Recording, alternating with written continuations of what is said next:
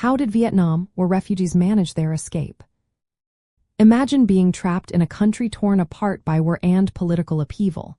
That was the reality for many Vietnamese people after the Vietnam War ended in 1975. They faced a tough choice: stay under communist rule or find a way out. So how did they manage to escape?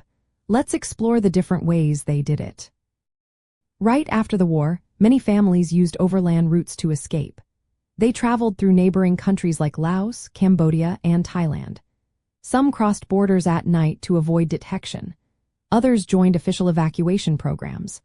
One famous example is Operation Passage to Freedom, which took place after the 1950 Geneva Accords. About 1 million people, mostly Northern Catholics, left North Vietnam for the South. Families planned their trips carefully, often tearing up documents to hide their identities. Men would hide under vehicles at checkpoints to avoid being caught. But the most well-known and dangerous method was traveling by sea. Starting in 1977, thousands of Vietnamese became what are called boat people. They left in small boats or larger vessels, often risking their lives. They paid bribes to police and border guards to let them go.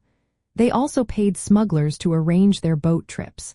Families sold everything they owned to gather enough money.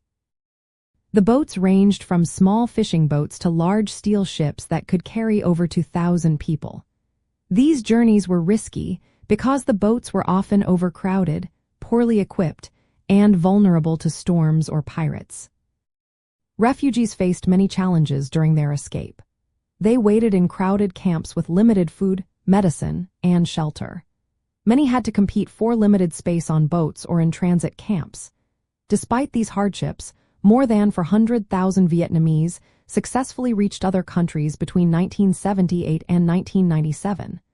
Countries like the United States, Canada, and Australia welcomed many of these refugees. From the perspective of the communist government, these mass escapes were seen as a rejection of their rule. The regime viewed those fleeing as enemies of the state, including former government officials, military personnel, and ethnic Chinese Vietnamese. To control opposition, they set up re-education camps where over 1 million people were detained. Conditions there were harsh, with forced labor and little food. Still, many refused to stay and risked everything to escape. Refugees also used family networks and community connections to plan their departures. Families would coordinate who left first and who stayed behind. Once they reached safety, many of those who resettled in countries like the United States helped relatives follow later through official programs. The United States government saw helping Vietnamese refugees as a way to weaken communist influence and provided assistance for their resettlement.